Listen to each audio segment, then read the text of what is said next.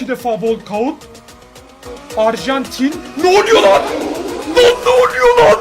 Ne?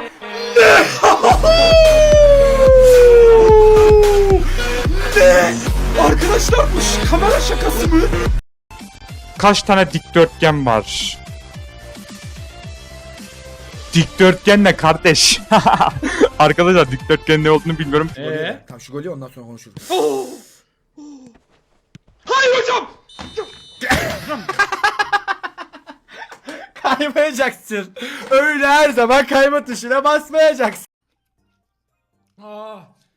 Annem. Annem nerede?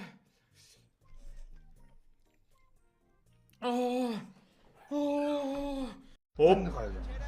Hop ve hop. Osumcan geliyor. Hocam. Hocam oyunu baka soktu. Oyunu baka soktu. Ya oyunu baka sokuyor ya. İyi oldu. Ya